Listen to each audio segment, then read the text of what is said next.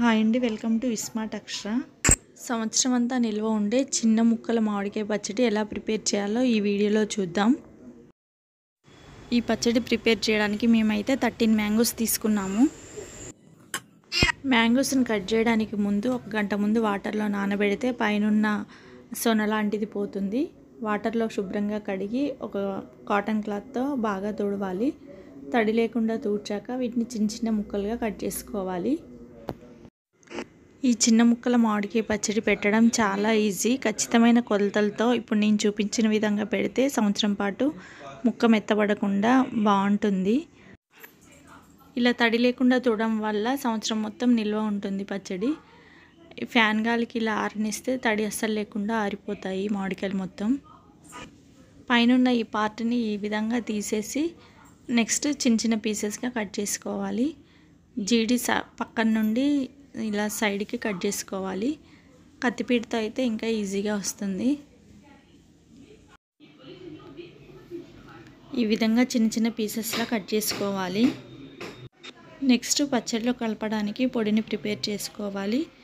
మెంతులు 1 స్పూన్ దాకా బాగా దోరగా వేయించుకోవాలి. వేగిన మెంతుల్ని ఒక ప్లేట్లోకి ట్రాన్స్ఫర్ చేసుకోవాలి. మెంతులు వేగాక అదే గిన్నెలో ఒక 2 స్పూన్స్ దాకా ఆవాలు కూడా వేయించుకోవాలి. ఆవాలు కూడా ఫ్రై అయ్యాక మెంతులు వేసిన ప్లేట్లోకి ఈ ఆవాలని కూడా ట్రాన్స్ఫర్ చేసుకోవాలి. నెక్స్ట్ 1 స్పూన్ దాకా జీలకర్ర కూడా వేసి వేయించుకోవాలి. మూడింటిని చల్లారనివ్వాలి. ఇప్పుడు కట్ చేసుకొని ఉంచుకున్న మామిడికాయ ముక్కల్ని కొలుచుకోవాలి. ఏదో ఒక గిన్నె తీసుకొని కొలుచుకోవాలి. మాకైతే ఈ గిన్నెతో 4 గిన్నెలు అయ్యాయి.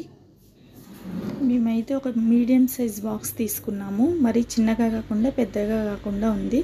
మీ దగ్గర ఏ గిన్నెలు ఉంటే ఆ గిన్నెలు మెజర్మెంట్కి తీసుకోండి. మనం మెజర్మెంట్కి ఏ బాక్స్ తీసుకున్నామో ఆ బాక్స్ నిండా కారం తీసుకోవాలి.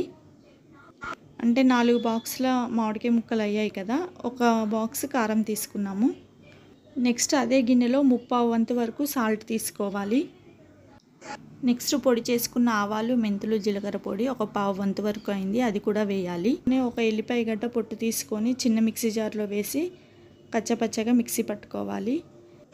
ఈ ఎల్లిపాయ పేస్ట్ కూడా వేసి అన్నిటిని ఒకసారి మిక్స్ చేయాలి.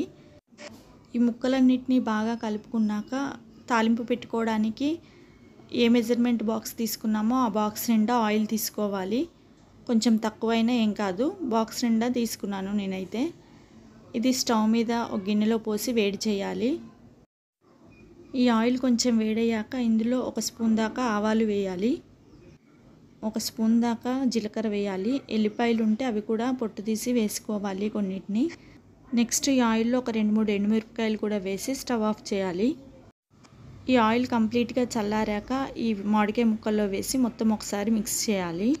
ఈ ముక్కలలో ఆయిల్ మొత్తం కలిసాక ఈ మామిడికాయ ముక్కల పైన మూత పెట్టి ఒక 24 అవర్స్ అలానే వదిలేయాలి. 24 అవర్స్ తర్వాత మూత తీసి చూస్తే ఆయిల్ అంతా పైకి తేలి ముక్కలు ఊరి పచ్చడి రెడీ అయిపోయి ఉంటుంది.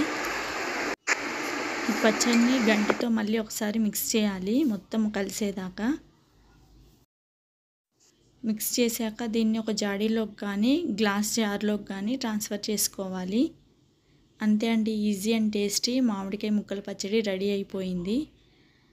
గ్లాస్ జార్లోకి ట్రాన్స్ఫర్ చేశాక పైన ఆయిల్ తేలుతూ ఉండాలి.